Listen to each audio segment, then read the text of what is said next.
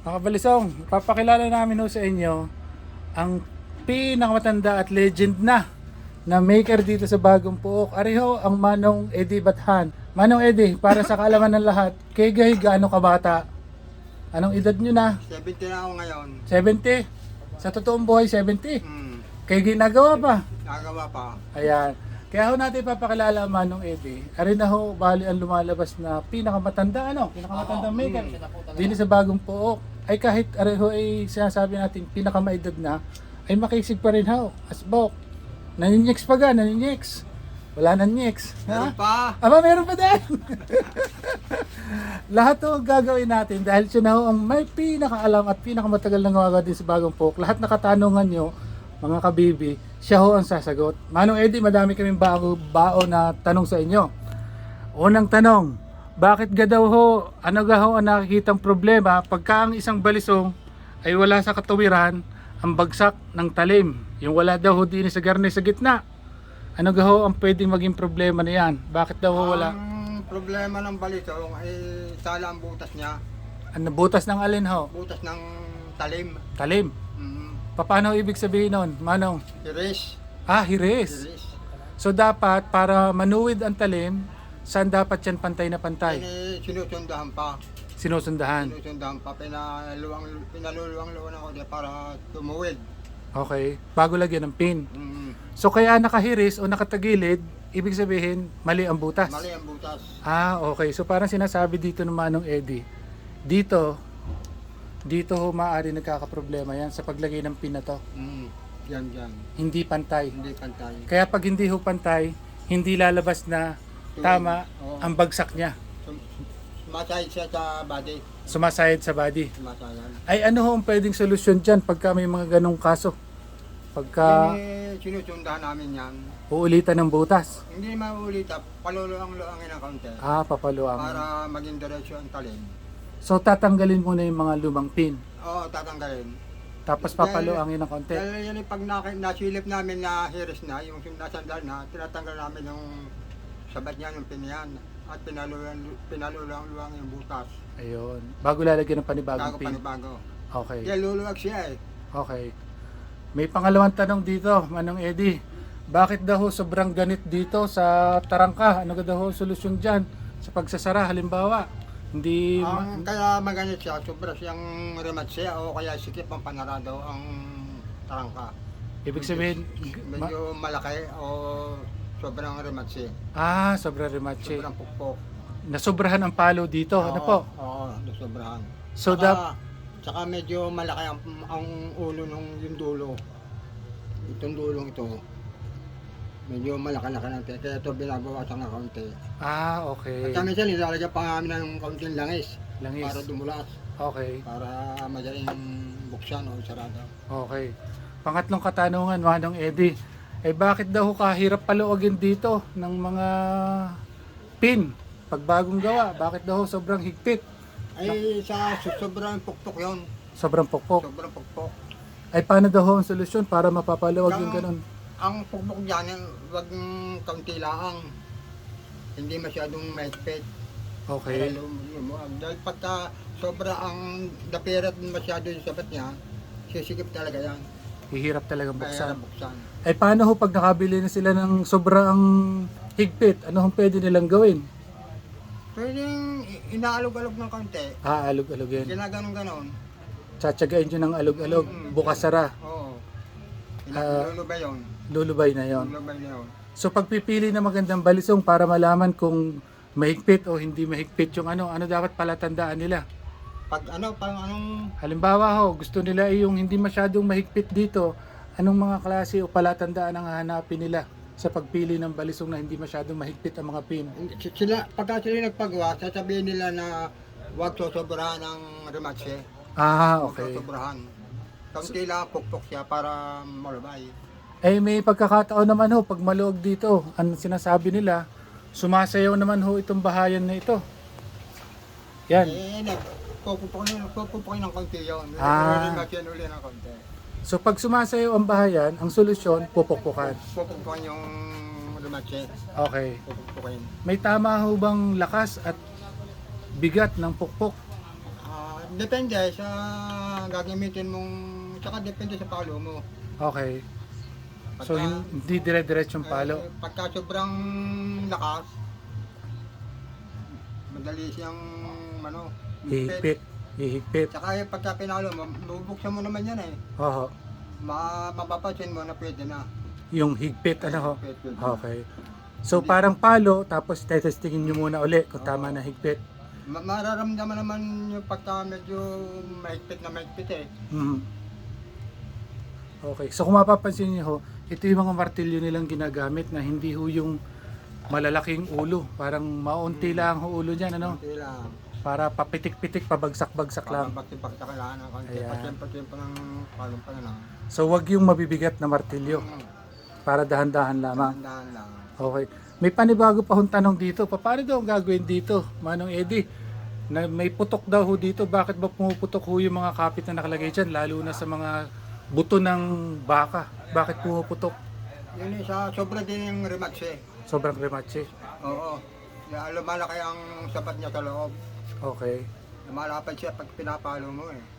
Yung hubang kapit ay may iba't iba dapat na rematching gagamitin. Halimbawa, sungay ng kalabaw. Ano ho yung magandang rematch dapat na Ang gagamitin dyan? ginagamit niyan ay namin ay tanso. Tanso. Bakit ho tanso? Para matibay siya makunat. Ah, okay.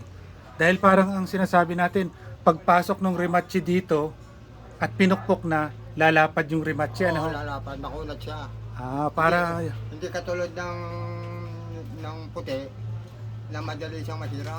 Okay. Eh pagbuto ho ng baka, anong magandang rematch eh? Pwede rin naman yung puti.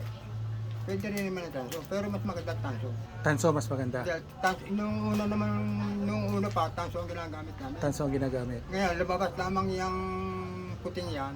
Amin tinesting na pwede rin. Pwede rin. At mura-mura ng konti. Ah, kaysa tanso. O ang tanso eh, ang kilo ngayon ay nasa 600 pesos. 600. Samantalang itong puti, pagkami siya hinihingi lang namin sa battery. Ah, okay. Yung mga pinagpalitan na Oo, yung alambre. mga retaso nila, Okay. putol-putol yun, hinihingi lang namin. Hindi kami hindi nabili. Tama. Malaking bagay rin Ang yun. bagay. Pag nakakahingi. Yung katulad yung puting ginamit ni Pelas kanina, yun, Oo. walang battery yun eh, yung linya, Sa linya ng battery. puti. Oo. Tinatalo pa namin yun. Okay. So may panibago pang, may isa pang kamalimit na itanong sa Balisong Batangas. Minsan daw ho, pag aringgar ng balisong ay di nakabukas. Tapos mababagsak. Pag nabagsak ngayon aring pangantuhan, makukupi ang bahay. Paano ga daw ho ang solusyon pag napipi o nakupi yung bahay? Ay, ang ginamit noon, manipis. Manipis na, Manipis ang body. ang bahayan. Ang bahayan, manipis. Oho. Kaya siya, pag bumaksak siya, natutupi. Ay paano ang solusyon pag nakatupi ang ganyan ng bahayan, pag nakupi? Ay di, pinapalo namin yan. Pinapalo pa ganoon. Ah, palabas. Pabuka. Pabuka ang palo. Pabuka ulit. O kaya ay meron kang isang gamit na pwede mong gano'n para bumuka. Ah, para bumuka. Para bumuka. Ay, manipis ang, pag nayumo-yupo, manipis ang body eh. Mhm. Hindi katulad dito na original, kahit bumaksak ng ganyan, hindi matutupi siya, hindi siya mayuyupo. Okay. Makapal, matigas. Mhm. Okay. May isa pang tanong. Bakit daw yung nabibiling balisong ng iba hindi daw matalas? Totoo ho ba na meron kayong dito sa Taal na ginagawa na balisong na hindi matalas? Meron yung mga regular, Bakit po? hindi na kailangan doon matalas eh. Bakit? Ano ba ho ang dahilan doon? Bakit hindi pinapatalas siya ng mga maker? Ay maramihan eh. Karamihan. Saka maramihan siya na kaya hindi na ginagawa ng patalas. Dahil Katulad ng mga original nito, talagang matalas na matalas. Dahil mahal na benta. yun din kasi ang sabi ko, Manong Eddie, dahil minsan sa presyo, dapat din nilang maintindihan na pag nagpabasyada ka ng mas matalas pa, mas mahal ang pabasyada. Mahal. Ano? Oo, matagal siya eh. Kaya pagka merong iba nagsasabi na gusto ko yung regular pero matalas, may ibang mga maker na sasabihin na magdadagdag kayo ng bayad. Pwede. Dahil nagdadagdag din kayo ng bayad sa mga basyador. Oo. Tama ho ba yun? Matagal siya eh. Okay. So sa paggagawa ng balisong, ano po ba yung pinakamahirap na parte? Ano pinakamahirap gawing parte ng balisong? Lahat naman eh, mahirap nung una eh. Mhm. Bago mo mahirap siya. Pero pag sanay ka na, hindi na masyadong mahirap eh. Okay. Tukay mo na siya, alam mo na gagawin eh. Sa paggagawa ng bahayan tsaka basyada, alin po ang mas mahirap Mas mahirap ang magbasyada. magbasyada? Dahil po, Mahirap dahil kailangan dyan ang basyada mo yung pulido. mhm, Dahil pagka ikaw hindi marunong, ano yan, bilog eh. mhm, Hindi yung flat na flat ng basyada mo. Katulad ko, nag-aaral ako. Ay, hindi ko pa naman perfect eh. oho, Pag ikay tumiin at sala na yun, dire-diretso na yun eh. okay. Eh may ilang taon na kayo, Manong Eding, naggagawa ng balisong? Nung ako yung mag-umpisa, ako tapos ng grade 6 eh. Tapos ng grade 6, eh ngayon kayo ay 70 years old. 12, 13. Eh ngayon kayo ay 70 years old. Hmm, Tapos nagsimula akong grades, mga 12 or 13. oo. So mga 57 years old na kayo, 57 years na kayo nagagawa ng balisong. Oo, oo. At hanggang ngayon nagagawa pa rin kayo. Hanggang ngayon, dahil wala na akong choice eh. Oo. Eh saan kayo nagawa? Dito rin kayo sa... Dito, meron akong gawa sa... May kayo na kayong sarili. Oo, sarili ko doon sa kabila. Meron ba kayong mga kabataan na naturuan sa paggagawa? Meron, si Felix. Si Felix, naturuan niyo rin Turuan ko siya. yan ng ako yung nag-aaral na sa Rizal College. Yan bata pa siya. Ay, tingin ng tingin, gusto rin mag-aaral. Eh, di, sabi ko, tumingin-tingin ka muna. Mhm. Yun, binigyan ko ng isang gamit siya na talagin mo siya, anuhin mo. Pero nagtagal din bago natuto. Nagtagal din, pero natuto. Oo, natuto. Pero ngayon magaling na. Magaling na, talo na ako. Talo na kayo? Talo na, yung ginagawa niya, hindi ko kaya ngayon eh. Ano yung mga kalimitang talim na ginagawa niyo nung araw? Yung demolye. Demolye pa rin. Demolye pa rin. Ang bearing naman ngayon meron pa rin gumagawa ng bearing. Yung talagang pasadya talaga. Pero nung panahon nyo, madami bang gumagawa ng molye o bearing? Molye, meron din. Meron din. Meron din nagawa ng bearing ng panahon namin. Mhm. Pero hindi lang siya malimit. Yung, hindi katulad ng molye, talagang Yun marami lagi. yan. Talagang marami yan. Yung bearing talagang nagpapagawa ng talagang medyo ang nagpapagawa medyo yung pulido eh. Ang gusto niya yung balisong niya talagang may quality eh. Mhm. So ang mga kalimitang itsura ng talim na ginagawa niyo nung araw, ano yun? Mga labaha o debuyot? Labaha, debuyod, So parehas lang. para sa Rambo ko, lalagyan lang namin yun ng korte. Oo, ng korte. Para man yung Rambo siya. Oo. Pero nakagawa na ba kayo ng mga lumang labahan nung araw na medyo bilugin pa yung dulo? Nakagawa na rin So, Tanong ngayon. so nung panahon nyo, mas malimit ang ganong klaseng talim na bilugin pa ang dulo ng labaha o matulis na rin? Merong matulis, merong labaha. May bilugin din. Bilugin din, labaha. Okay. Anong pinaka-paborito nyong gamitin na kapit nung araw? Yung ginagamit noon sungay eh. Sungay. Sungay talaga. Ay, yung mga usa. Yung usa, yan eh, mahirap hanapin. Kahit nung panahon ninyo. Oo, mahirap din hanapin ang sungay ng tanong. Di ba sa kasabihan nga nun, pag nakasungay ng usa kang balisong, mayamanin ka.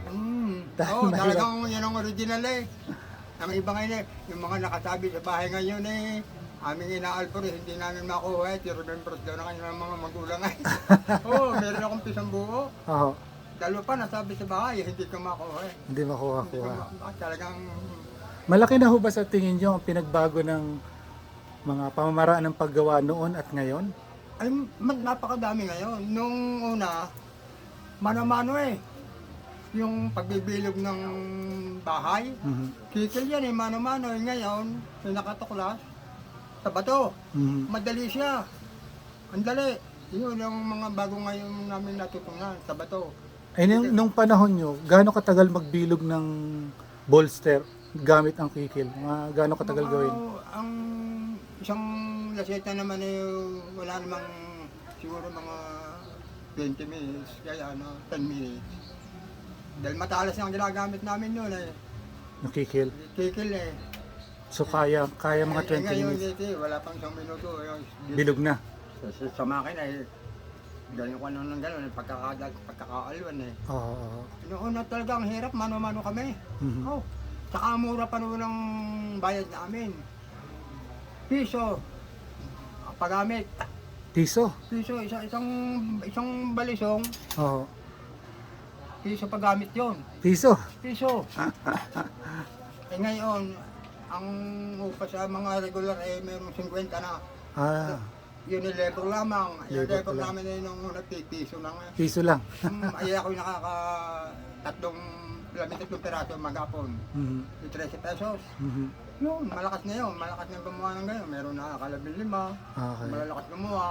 Nung panahon ko, Sa panahon ho ngayon, ano pa yung mga binubuo yung balisong? Ano mga klase pang binubuo yung balisong sa ngayon?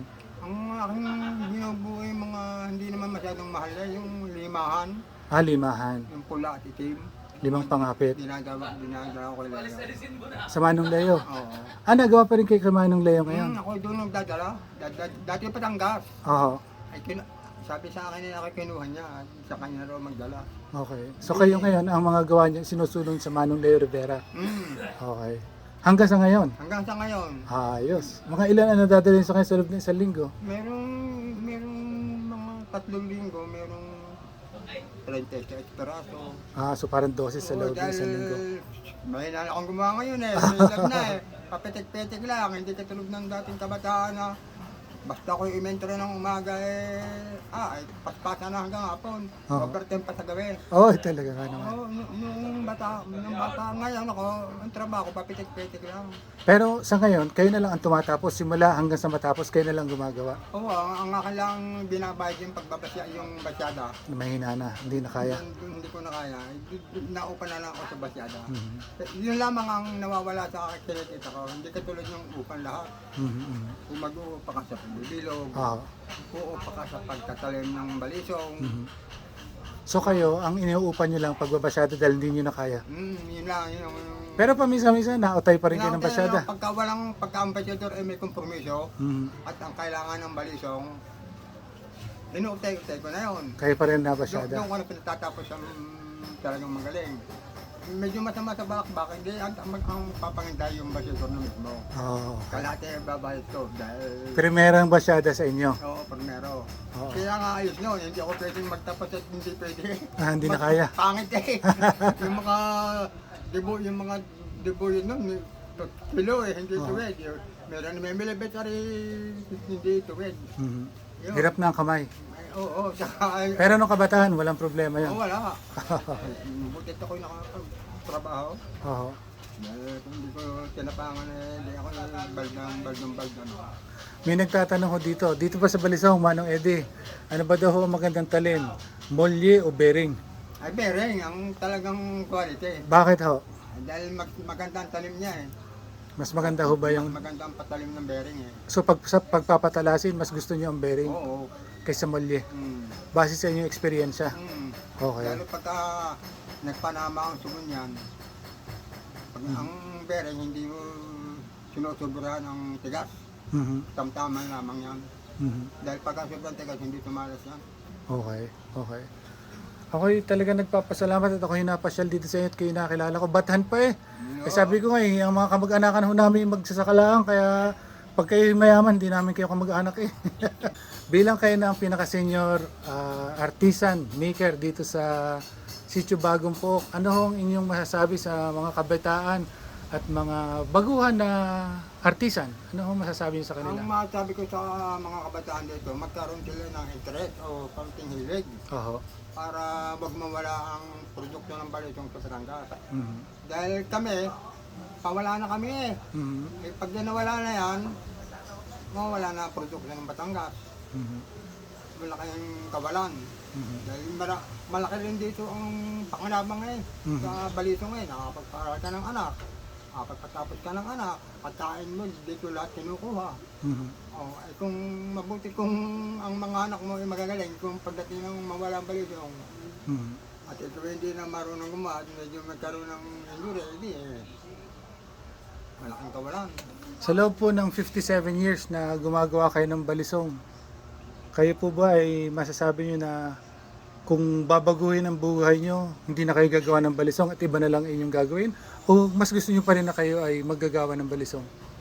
Ay, ngayon, sa ngayon, ang kailangan ko lamang counting capital na lamang at saka magtatayo ng tindahan Tindahan. para kumita ako. Dahil sa pagbabalisong, medyo humihina na ang katawan ko eh. Mm. Hindi ko na kaya magtrabaho ng matagalan eh. Mm. Saan po ba pinakamasakit na parte ng katawan pagtatrabaho? Sa balakang o sa kamay? Sa ngayon, ang nararamdaman ko yung mindlock at yung likod. Ah, sa likod. Ito. Hmm. Itong naramdaman ko pagka... Saka ako hindi pa nakakapaglakad na yun ng mabuti. Hmm. Lakad lang, takbo, hindi ako nakakatakbo. Lakad lang ako. Eh tama na yung lakad, hindi mo kailangan tumakbo eh. Oo, hindi man kailangan ang hirap, talagang titibayin mo ang loob eh. Pag ikaw ay karoon ganitong sakit eh. Kung mahina ang loob mo, paksakan daw ka. Tama ko yan. May huling tanong na lamang dito daw, Manong Eddie. Merong mga nagmamay-ari ng balisong na naibabagsak at napuputol yung dulo. Yan.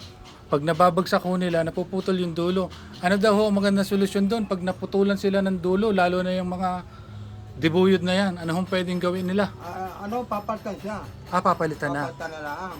Dahil mas mabuti na puputol eh, matigas siya eh. Okay. Hindi ho ba pwedeng patulisan na lamang yun?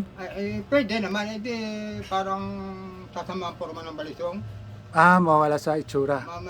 Siya. Okay. So mas mainam na pag naputulan ng dulo, papalitan na lang. Palitan na lang ng parabagong talim. Okay. Yun ang mas maganda. Ay baka naman mahal ho uli ang paggawa pagka nagpapalit ng talim. Hindi, depende rin kung kain rin natin yung talim, yung basyada, saka konti lebon. Okay. Kainaman lamang na ano. Saan nga pag papalit eh, pagka hindi ka na pagbabayad eh. Okay. Yun lamang talim. Bayad sa talim na Yun lamang. lamang. Okay. Manong Eddie, anong last message nyo sa ating mga kabalisong? Aba, sana tayo wag na mag-inom. Nang natanda na mag-iipaw ng kaunti. Pag nawala ang balisyo, wala tayong saving. Tama. So isang malaking karangalan po para makilala natin ang Manong Eddie Batan ng Sitio Bagong Pook, ang pinaka-senior at pinakabatikan na pong balisong maker. Maraming salamat po Manong Eddie.